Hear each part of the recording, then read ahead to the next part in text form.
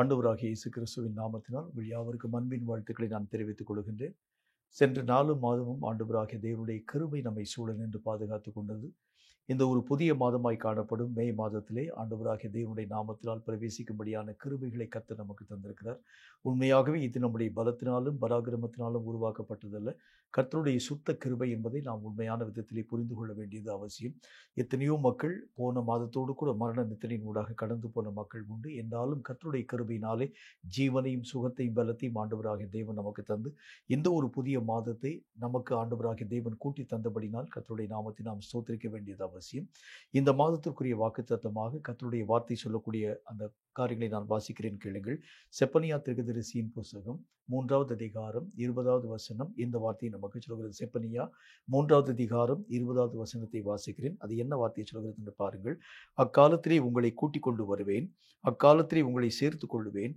உங்கள் கண் காண நான் உங்கள் சிறையிருப்பை திருப்பும்போது பூமியில் உள்ள சகல ஜனங்களுக்குள்ளும் நான் உங்களை கீர்த்தியும் புகழ்ச்சியுமாக வைப்பேன் என்று கர்த்தர் சொல்லுகின்றார். இந்த மாதத்திலே ஆண்டவராகிய தேவன் சொல்லக்கூடிய வார்த்தையின் அடிப்படையில் எந்த இடத்தில் உங்களை குறித்து இகழ்வாக பேச ஆரம்பித்தார்களோ அதே இடத்தில் கர்த்தராகிய தேவன் நம்மை கீர்த்தியும் புகழ்ச்சியுமாக வைக்கிறேன் என்கிற ஒரு வார்த்தையின் மூலம் பேசுகின்றார். யார் யாரெல்லாம் நம்மை குறித்து அற்பமான விதத்தில் பேச ஆரம்பித்தார்கள், உங்களுக்கே தெரியும். நம்முடைய சூழ்நிலைகளில் சில காரியங்கள் மறுக்கப்படக்கூடிய நேரத்தில் அல்லது சில விஷயத்தில் நாம் தோற்கக்கூடிய நேரத்தில் சில காரியங்களை நாம் நம்முடைய வாழ்க்கையில் இழக்க கொடுக்கக்கூடிய நேரத்தில் சுற்றிலும் காணப்படக்கூடிய ஜனங்கள் நமக்கு எதிரான வார்த்தைகளை பேச ஆரம்பிக்கிறதை பார்க்க முடியும். இவனுக்கு இந்த மாதிரி விஷயம் வர வேண்டியது அவசியம்தான். ஏனென்றால் இவன் எத்தனை விதமான துன்மார்க்கமான காரியங்களை செயல்படுத்த ஆரம்பித்தான், எத்தனை தீவினையான காரியங்கள் யாவற்றையும் செய்ய ஆரம்பித்தான். அதனால இப்படிப்பட்ட தண்டனை இவனுடைய வாழ்க்கையிலே வந்தே தீர வேண்டியது அவசியம் என்கிறதை பற்றி நம்முடைய மனம் நோக அநேக விதமான வார்த்தைகளை பேசிக்கொண்டு வருகிறதை பார்க்க முடியும். ஆனால் கர்த்தராகிய தேவனுடைய வேதம் சொல்லக்கூடிய வார்த்தையின் அடிப்படையில் நமக்கு விரோதமாய் பேசப்படும் எல்லா ஜனங்களுக்கும் மேலாக நம்ம எந்த தீமையும் நம்முடைய வாழ்க்கையில செய்யலை. என்றாலும் சில விஷயம் நம்முடைய வாழ்க்கையிலே அனுமதிக்கப்படக்கூடிய நேரத்தில் அநேகம் ஜனங்களுக்கு முன்பதாக நாம் அற்பமாகவும் குப்பையாகவும் எண்ணப்படக்கூடிய நேரத்தில் கர்த்தராகிய தேவன் நம்மை பார்த்து ஒரு வார்த்தை சொல்லுகின்றார். எந்த ஜனங்களுடைய வாய் உன்னை அவகீர்த்தியாக பேசிற்றோ அதே வாயை ஆண்டவராகிய நான் உனக்கு முன்பதாக உன்னை புகழக்கூடிய அளவிற்காக கீர்த்தியும் புகழ்ச்சியுமாக பேசக்கூடிய அளவிற்கான நிலைகளை உருவாக்கி தருவேன் என்று கர்த்தர் நமக்கு சொல்ல ஆரம்பிக்கின்றார். நம்முடைய நிலைகள் மற்றவருடைய கண்களுக்கு முன்பதாக அற்பமாய் காணப்படக்கூடியதாய் விளங்கினாலும் தேவனாகிய கர்த்தர் இந்த ஒரு புதிய மாதத்தில் நமக்கு சொல்லக்கூடிய நல்ல ஒரு வாக்குத்தத்தமான வார்த்தை, உங்களை கீர்த்தியும் புகழ்ச்சியுமாக உருவாக்கி தருவேன் என்கிற ஒரு வார்த்தையின் மூலம் பேசுகின்றார். தேவன் தரக்கூடிய கீர்த்தி, தேவன் தரக்கூடிய புகழ்ச்சி என்றால் எதை ஆண்டவராகிய தேவன் நம்முடைய வாழ்க்கையிலே சொல்லித்தரப் போகின்றார்? சில முக்கியமான காரியங்களை பற்றி நாம் கற்றுக்கொள்ளப் போகின்றோம்.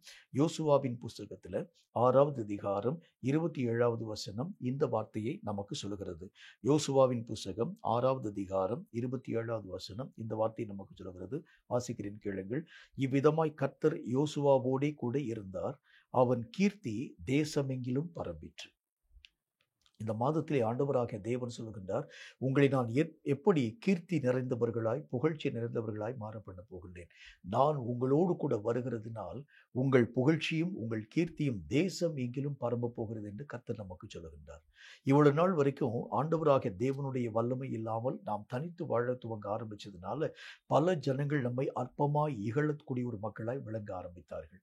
நம்முடைய வாழ்க்கைக்கு விரோதமாய் தங்களுடைய குதிகால்களை உயர்த்தி இவனுக்கு பட்சமாய் நிற்கிறது யார், இவனை நான் எத்தனை தூரம் இழிவுபடுத்த ஆரம்பித்தாலும் இவனுக்காக அநேக விதமான காரியங்கள் யாவற்றையும் இவன் சார்பாக நின்று பேசக்கூடியவன் யார் என்று சொல்லி உங்களையும் என்னையும் எள்ளி நகையாடின எல்லா ஜனங்களுக்கு முன்பதாக ஆண்டவராகிய தேவன் உங்களோடு கூட வருகிறதுனால் உங்கள் பட்சமாய் உங்கள் சார்பாக கர்த்தர் உங்களுக்காய் பேசுகிறேன் என்கிற வார்த்தையின் மூலம் சொல்லுகின்றார். கர்த்தர் நமக்காக பேசுகிறது உண்டானால், கர்த்தர் நமக்காக யுத்தம் செய்ய ஆரம்பிக்கிறது உண்டானால், கர்த்தர் நம் பட்சமாய் இருக்க ஆரம்பிக்கிறது உண்டானால் எதையும் சாதிக்க உங்களாலும் என்னாலும் ஆகும். பாலாக் என்கின்ற ராஜாவினால் தூஷிக்கப்பட வேண்டும் என்கிற ஒரு காரியத்தின் அடிப்படையிலே இஸ்ரவேல் மக்களுக்கு விரோதமான வார்த்தைகளை பேசும்படி பிலேயாம் என்கிற தீர்க்கதரிசியை அவன் மெய்யாகவே கூலி பொறிந்து கொண்டு அந்த ஜனங்களுக்கு மேலாக இஸ்ரவேல் மக்களுக்கு மேலாக இந்த ராஜா இந்த தீர்க்கதரிசியை அழைத்து கொண்டு போகின்றார். ஆனால் கர்த்தராகிய தேவனுடைய நாமத்தினாலே இந்த தீர்க்கதரிசி அந்த இஸ்ரவேல் மக்களுடைய எல்லா நிலைகளையும் கண்ட மாத்திரத்திலே கர்த்தருடைய ஆவியின் வல்லமை அவன் மேல் ஊற்றப்பட்டது. ஆண்டவராகிய தேவனுடைய வார்த்தையாகிய அந்த வார்த்தைகளை அவன் பேசுகின்றான். ராஜாவின் ஜெயகம்பீரம் அவர்களுக்குள் இருக்கிறது. அவர்களை மெய்யாகவே தூஷணமாய் பேசுகிற மனிதனை கர்த்தராகிய தேவன் சபித்து போடுவார். அவர்களுக்குள் காண்டாமிருகத்தை கொத்த பலமாக கர்த்தருடைய பலம் இருக்கிறதை நான் பார்க்கிறேன். எப்படி சொல்றாரு பாருங்களேன். கர்த்தர் நம்ம கூட இருக்கும்போது நமக்கு எதிராக பேசக்கூடிய வாய்கள் கூட நமக்கு விரோதமான காரியங்களை அல்ல, நம்மை புகழக்கூடியதாய் விளங்க ஆரம்பிக்கிறதை பார்க்க முடியும். ஏன் அப்படின்னா, ஆண்டவராகிய தேவன் மகிமையிலே நிறைந்த ஒரு தேவனாய் அவர் நம்மை பார்த்து சொல்கின்றார், இனி நீ தனி ஒரு மனுஷனாக அல்ல, உன்னோடு கூட நான் 24 மணி நேரம் துணையாய் வரப்போகின்றேன். அந்த வசனத்தில் என்ன போட்டிருக்கு? இவ்விதமாய் கர்த்தர் யோசுவாவோட கூட இருந்தார். யோசுவா ரொம்ப பயம் நிறைந்த ஒரு மனிதன்.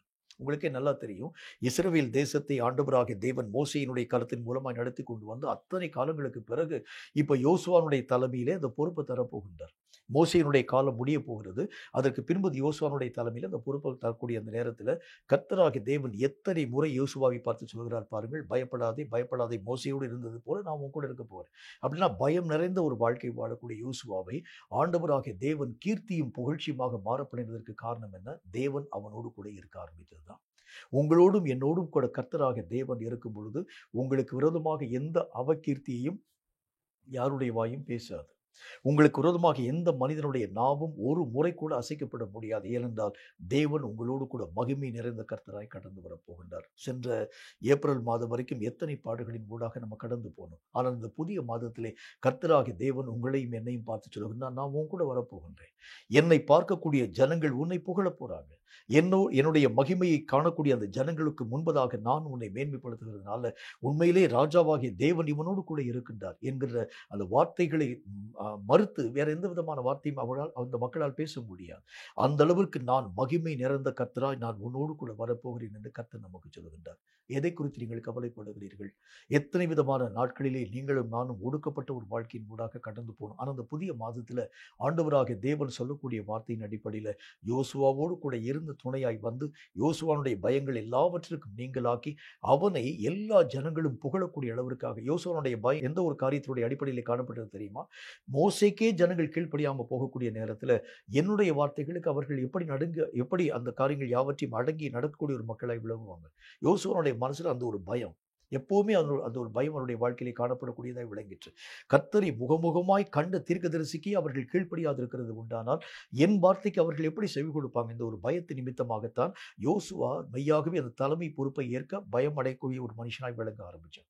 ஆனால் கர்த்தராகிய தேவன் சொல்லுகின்றார், நான் உன் கூட இருக்கிறதுனால எல்லா ஜனங்களும் உன்னை கண்டு பயப்படக்கூடியவர்களாய் மட்டுமல்ல, உன்னுடைய புகழ்ச்சியை எல்லா ஜனங்களும் சொல்லக்கூடிய அளவிற்கு நான் உன்னை தலை நிமர பண்ணுவேன் என்று கர்த்தராகிய தேவன் சொல்லுகின்றார். நம்முடைய வாழ்க்கையில கூட பல மக்களை பார்க்கும்போது நம்மை அறியாத ஒரு பயம். இவனை நான் எப்படி ஃபேஸ் பண்ணுவேன்?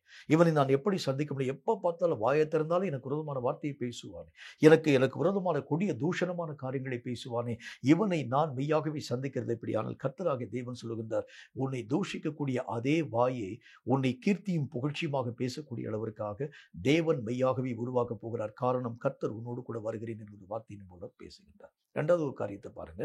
வேதம் சொல்லக்கூடிய மற்றும் ஒரு வார்த்தையின் அடிப்படையில் எஸ்தர் ராஜாத்தியின் புஸ்தகத்தில் அதுல 9வது அதிகாரம் 4வது வசனம் இந்த வார்த்தையை நமக்கு சொல்கிறது. எஸ்தர் ராஜாத்தியின் புஸ்தகம் 9வது அதிகாரம் 4வது வசனம் இந்த வார்த்தையை சொல்கிறது. வாசிக்கிறேன், கேளுங்கள். அது என்ன விதமான வார்த்தை நமக்கு சொல்கிறது என்று பாருங்கள். மொர்தெகாய் ராஜாவின் அரமனையில் பெரியவனாயிருந்தான். அவனுடைய கீர்த்தி எல்லா நாடுகளிலும் பிரசித்தமாயிற்று. இந்த மொர்தெகாய் என்பவன் மென்மேலும் பெரியவனானான். இரண்டாவது காரியம், தேவனாகிய கர்த்தரால் நீங்களும் நானும் இந்த மாதத்தில் உயர்த்தப்பட போகின்றோம். ஒரு தாழ்மையான ஒரு நிலையிலே காணப்படக்கூடிய நேரத்துல தான் ஜனங்கள் உங்களையும் என்னையும் ஏளனமாய் பேச துவங்குவாங்க. இவனால் எந்த ஒரு காரியத்தை செய்ய முடியாது. எல்லா விதமான இடங்களிலும் இவன் மெய்யாகவே கடையானவனாய் காணப்படுகின்றான்.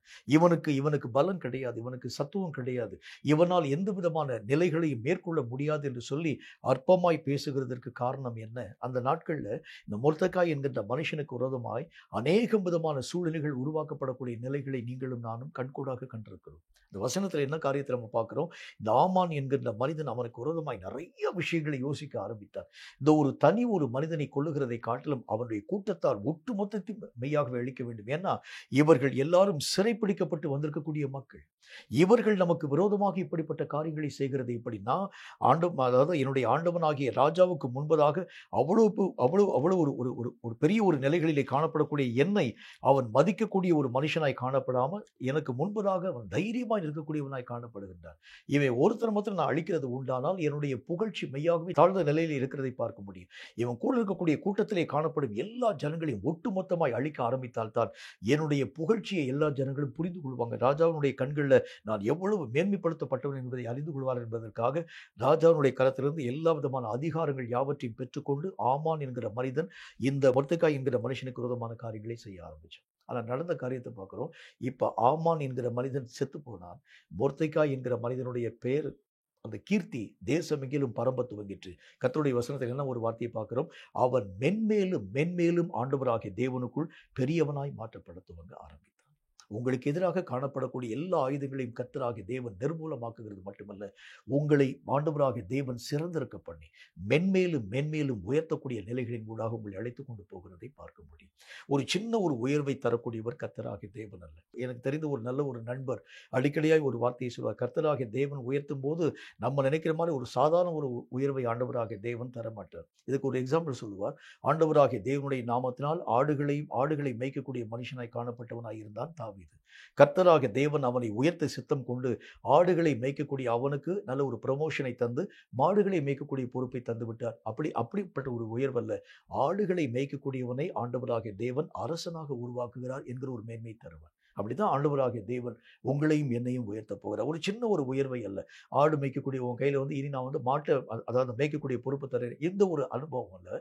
ஆண்டவராகிய தேவன் தரக்கூடிய மேன்மை உங்களாலும் என்னாலும் கற்பனைக்கும் யோசனைக்கும் அப்பாற்பட்ட விதத்தில் காணப்படுகிறதை பார்க்க முடியும். இதுதான் கர்த்தராகிய தேவன் நமக்கு சொல்லுகின்றார். இந்த மொர்தெகாய் என்கின்ற மனிதன் ஆமானுடைய அழிவோடு கூட நின்று போகாம, அவனுடைய சரித்திரம் நின்று போகாம, இன்னும் கர்த்தராகிய தேவன் அவனை மென்மேலும் பலக்கவும் உயரவும் பண்ணக்கூடிய அந்த நிலைகளை உருவாக்க துவங்க ஆரம்பித்தார். இப்ப கர்த்தருடைய வேதம் சொல்கிறதை போல சத்துருவுடைய கண்கள் காண மட்டுமல்ல, இன்னும் ஆண்டவராகிய தேவனுடைய உயர்வையும் மேன்மையும் இந்த மாதத்தின் ஒவ்வொரு நாளிலும் நீங்கள் உங்கள் வாழ்க்கையிலே சம்பூர்ணமாய் பெற்றுக்கொள்ளப் போகிறீர்கள் என்று கர்த்தர் சொல்லுகின்றார். உயர்வற்ற நிலைகளிலே காணப்படக்கூடிய உங்கள் வாழ்க்கையை இந்த மாதத்திலே ஆண்டவராகிய தேவன் மகிமைப்படுத்தக்கூடிய ஒரு தேவனாக, உயர்த்தக்கூடிய ஒரு தேவனாக, மேன்மைப்படுத்தும் ஒரு தேவனாக, சத்துருக்கள் கண்டு பொறாமைப்படக்கூடிய அளவிற்காக, சத்துருக்கள் மெய்யாகவே அழிந்து போன அந்த காலத்திற்கு பிறகும் கூட உங்கள் உயர்வை நிறுத்தாத ஆண்டவர் தேவன் இன்னும் மென்மேலும் பலக்கவும் உயரவும் பண்ணக்கூடிய நிலைகளை இந்த மாதத்தில் உங்கள் வாழ்க்கையை பெற்றுக்கொள்ள முடியும் என்று கர்த்தராகிய தேவன் தம்முடைய வசனத்தின் மூலம் சுட்டி காண்பிக்கின்றார். மூன்றாவது ஒரு நிலையை பாருங்க. உபாகமத்தின் புஸ்தகத்தில் ஆண்டவருடைய வேதம் மற்றும் ஒரு வார்த்தையை நமக்கு சொல்கிறது.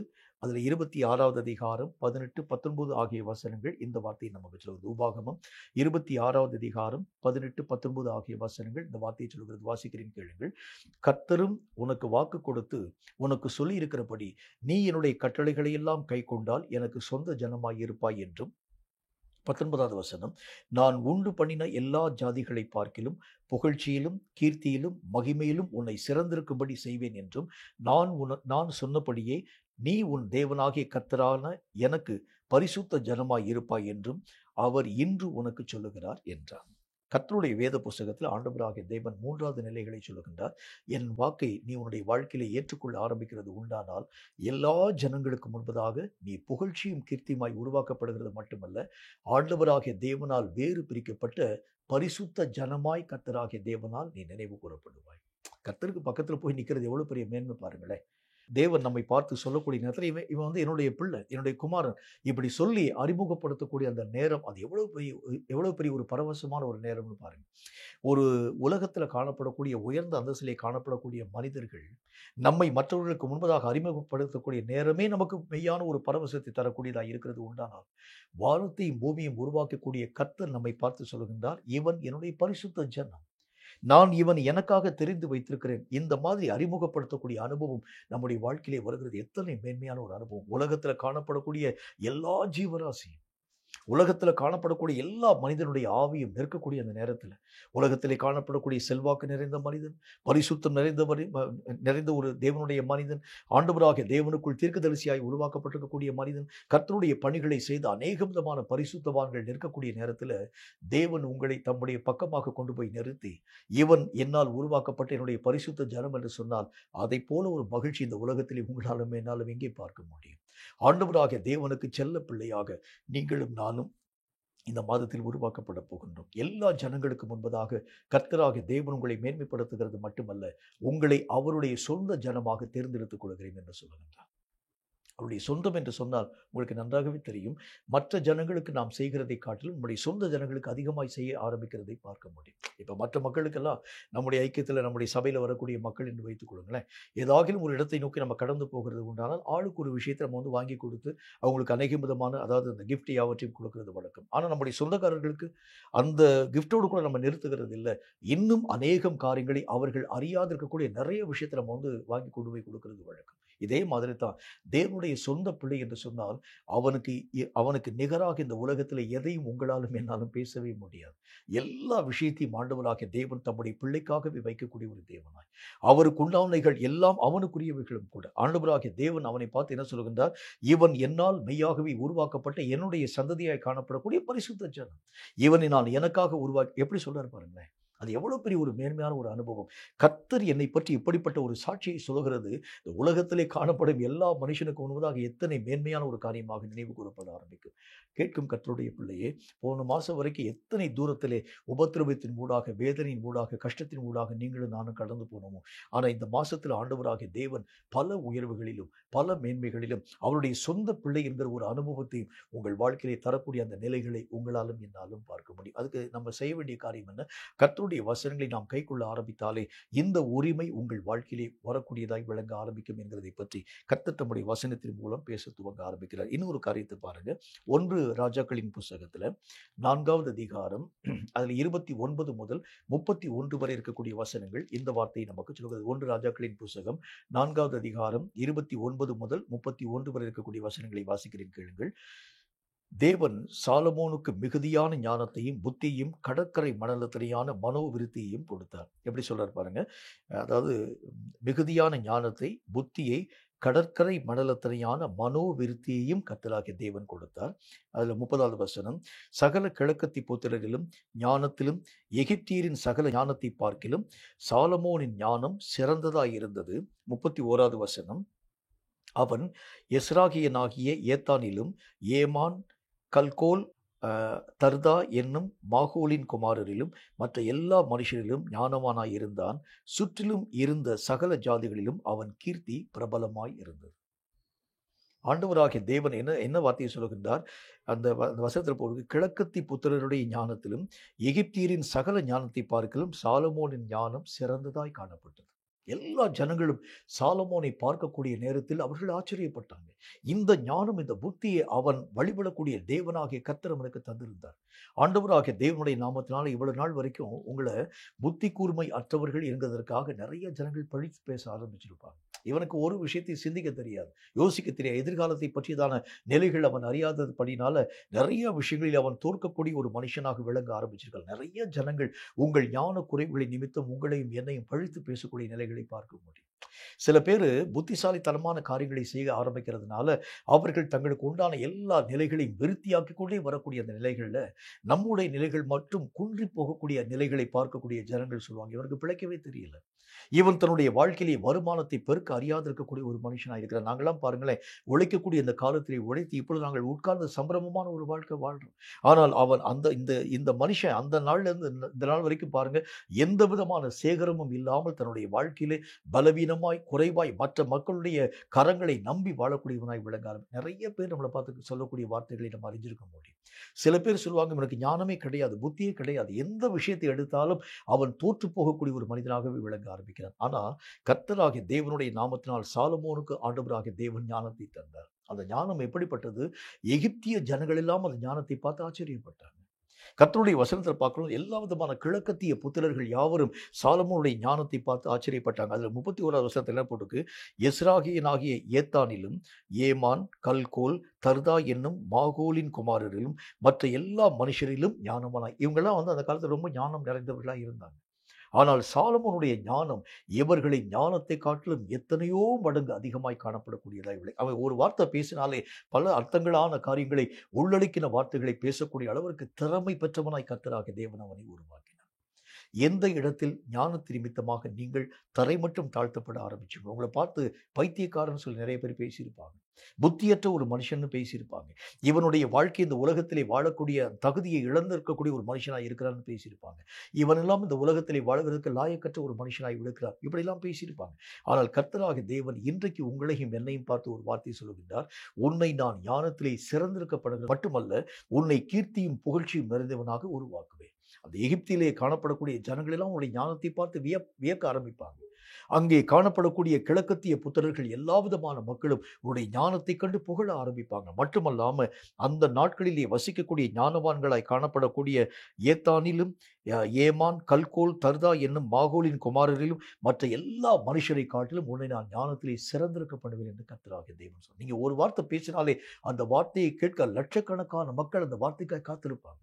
அந்த அளவுக்கு ஞானத்திலே நான் உன்னை சிறந்திருக்க பண்ணி கீர்த்தியும் புகழ்ச்சியுமாக உன்னை உருவாக்குவேன் என்று கர்த்தர் சொல்கின்றார். தேவ பிள்ளையே, எந்த காரியத்தை நிமித்தமாக நீ அற்பமாக நினைவு கூறப்பட்டாய், எந்த காரியத்தை குறித்து உன்னையும் என்னையும் ஜனங்கள் இகழக்கூடிய ஒரு மக்களாய் விளங்கினாங்க, எந்த விஷயத்தில் நீங்கள் வாழ மெய்யாகவே தகுதியை இழந்த ஒரு மக்களாய் இருக்க ஆரம்பிக்கிறீங்க, எந்த விஷயத்திலும் நீ எந்த விதமான முன்னேற்றத்தின் ஊடாக ஒரு நாளும் கடந்து போகவே முடியாது, இதே வாழ்க்கை தான், இதே பிச்சை எடுக்கக்கூடிய நிலைமை தான், கடைசி வரைக்கும் இதே வாழ்க்கை தான். ஒருவேளை ஜனங்கள் உங்களை படித்து பேசக்கூடிய ஜனங்கள் இந்த வார்த்தைகளின் மூலமாய் உங்கள் மனதை உடைய பண்ணக்கூடிய காரியங்களை பேசியிருக்க முடியும்.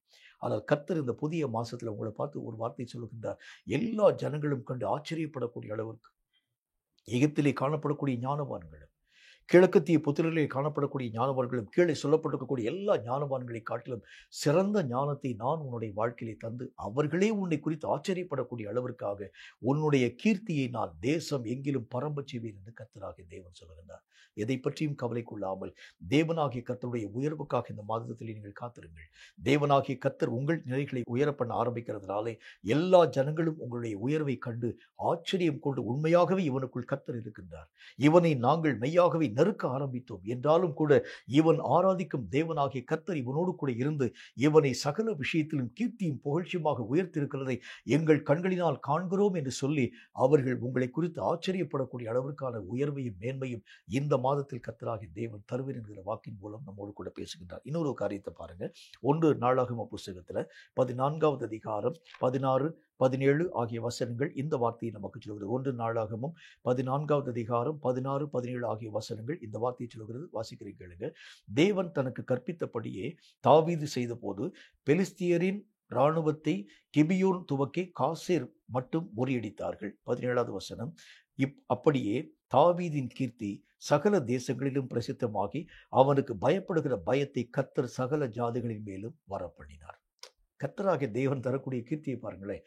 எல்லா ஜனங்களும் தாவீதினுடைய பேரை கேட்டாலே நடுங்கினாங்க. ஒரு நாள்ல கோலியாத்தினுடைய பெயரை கேட்டு ஜனங்கள் நடுங்கினாங்க.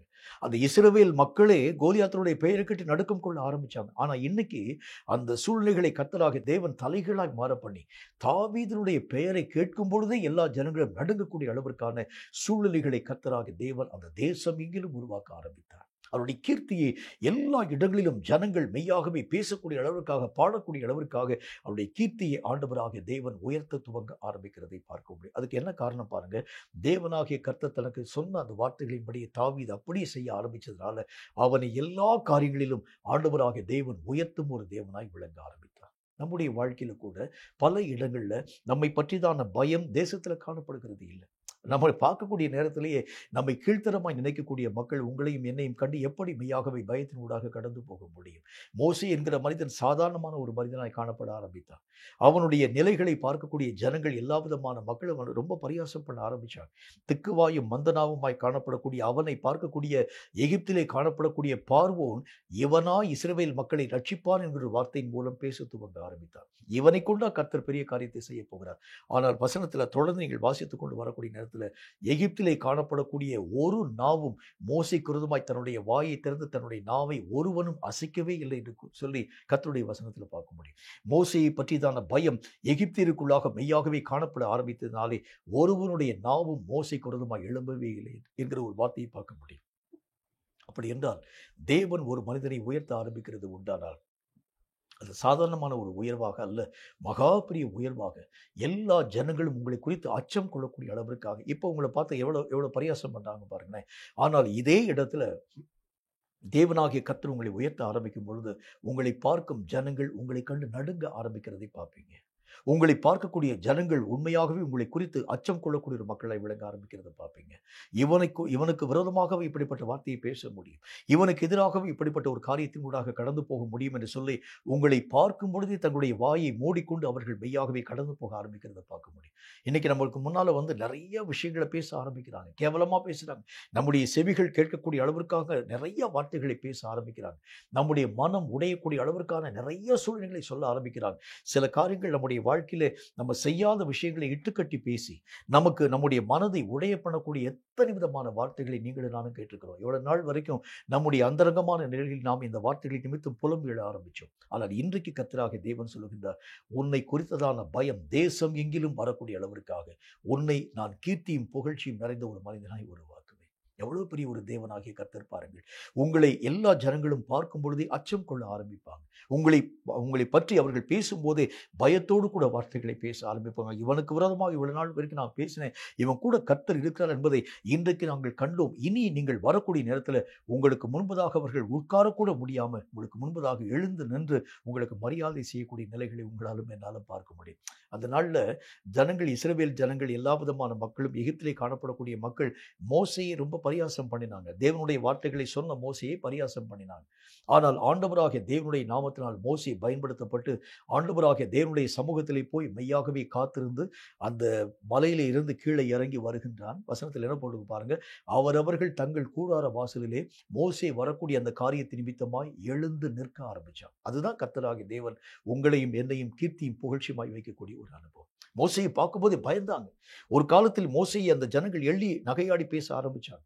ஆனால் இன்றைக்கு மோசையினுடைய முகம் பிரகாசிக்கக்கூடிய அந்த நிலைகளை மையாகவே தங்களுடைய கண்களினால் காண ஆரம்பிச்சதுனால அவரவர்கள் தங்கள் வாசலிலே, கூடார வாசலிலே நின்று மோசையினுடைய வரக்கூடிய அந்த வருகையினுடைய சத்தம் கேட்கும் பொழுது எழுந்து நின்று அவர்கள் தலை குனிந்து மோசையை பணிந்து கொள்ள ஆரம்பிச்சார். தேவன் ஒரு மனிதனை உயர்த்த ஆரம்பிக்கிறது உண்டானால் எல்லா ஜனங்களுக்கு முன்பதாக அவனுடைய நிலைகளை கர்த்தராகிய தேவன் மேன்மைப்படுத்த ஆரம்பிப்பார். கேட்கும் கர்த்தருடைய பிள்ளையே, இவ்வளவு நாள் வரைக்கும் நீ குறைவோடு கூட வாழ்க்கை வாழ்ந்ததுனால நிறைய ஜனங்கள் உன்னை மெய்யாகவே பரியாசம் பண்ணி, கேலி பண்ணி, கிண்டல் பண்ணி உன்னுடைய மனதை உடைய பண்ணக்கூடிய காலங்கள் இன்றும் மெய்யாகவே இந்த நாளோடு கூட முடிந்து போயிற்று. இந்த புதிய மாதத்திலிருந்து கர்த்தராகிய தேவன் நமக்கு சொல்கின்றார், உன்னுடைய தலையை நான் மெய்யாகவே உயரப்படுகிறதுனாலே சகல ஜனங்களுக்கும் உன்னால் உண்டாகக்கூடிய அந்த பயத்தினால் ஜனங்களுடைய மனம் பயந்து உன்னை கீர்த்தியாக, உன்னை புகழ்ச்சியாக பேசக்கூடிய அளவிற்காக கர்த்தராக நான் வைத்திருக்கிறதுனாலே எல்லா ஜனங்களுடைய வாயும் உன்னை புகழக்கூடிய அந்த நிலைகளை அவர்கள் தங்கள் வாழ்க்கையிலே பெற்றுக்கொள்வார்கள் என்று கர்த்தராகிய தேவன் சொல்லுகின்றார். கண்களை நீங்கள் மெய்யாகவே கண்ணீரை துடைத்துக் கொள்ளுங்கள். உங்கள் தேவன் உங்களோடு கூட இருக்கின்றார். யோசுவாவோடு கூட இருந்து அவனை எப்படி புகழ்வாக ஆண்டவராகிய தேவன் உயர்த்தினாரோ அதே போல உங்களோடு கூட இருக்கக்கூடிய கர்த்தர் இந்த புதிய மாதத்திலே புகழ்ச்சியும் கீர்த்தியுமாக உங்களை உருவாக்கி சகல விஷயத்திலும் தம்முடைய நன்மையான இரக்கங்களை காணப்படுவார் என்பதில் சந்தேகம் ஒன்றுமில்லை. கேட்கும் கர்த்தருடைய பிள்ளையே, கர்த்தராகிய தேவன் சொல்லக்கூடிய இந்த வாக்குத்தத்தங்களை உங்கள் வாழ்க்கையை சுதந்திரத்துக் கூட நீங்கள் கர்த்தரை நோக்கி ஜெபம் பண்ணுங்க. இந்த மே மாதத்தின் இறுதிக்குள்ளாக தேவன் சொல்லும் ஒவ்வொரு வார்த்தையினுடைய காரியங்கள் ஆம் என்றும் ஆமீன் என்றும் உங்கள் வாழ்க்கையை நிறைவாக்கப்படுகிறதை நீங்கள் கண்டு கர்த்தருடைய நாமத்தை கட்டாயம் மகிமைப்படுத்துவீர்கள் என்பதில் சந்தேகம் ஒன்றுமில்லை. தலைகளை தாழ்த்தி கண்களை மூடி கர்த்தரை நோக்கி நாம் ஜெபம் செய்வோம். சர்வ வல்லமையுள்ள ஆண்டவராகிய கர்த்தாவே, உம்மால் உரைக்கப்பட்ட இந்த பரிசுத்தமுள்ள வார்த்தைக்காக ஸ்தோத்திரம் ஆண்டவரே.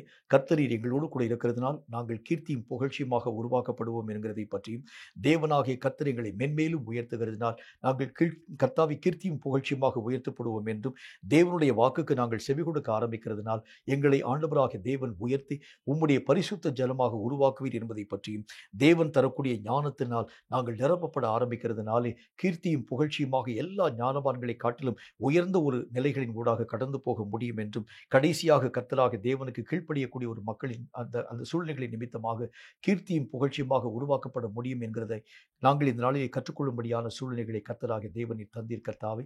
போன ஏப்ரல் மாதம் வரைக்கும் எத்தனை பாடுகளின் ஊடாக எத்தனை மக்களால் வரக்கூடிய அவமானங்களை சகித்த உம்முடைய வலிமையான பிள்ளைகளுக்காக நான் ஜெபிக்கிறேன். இந்த புதிய மாதத்தில் நீர் தந்த அந்த வாக்குத்தத்தத்தின்படியே எல்லா மக்களும் இந்த அருமையான பிள்ளைகளை பார்க்கும் பொழுது பயத்தோடும் நடுக்கத்தோடும் கர்த்தராகிய தேவன் அவர்களோடு கூட இருக்கிறதுனாலே புகழ்ச்சியும் கீர்த்தியுமாக அவர்களை கர்த்தாவை உயர்த்தி ஆண்டவருடைய நாமத்தை மகிமைப்படுத்த இவர்கள் தலைகளை ஆண்டவராகிய தேவன் உயர பண்ண வேண்டும் என்று நான் ஜெபிக்கிறேன். உண்மையாகவே கர்த்தர் அவர்களோடு கூட இருக்கின்றார்.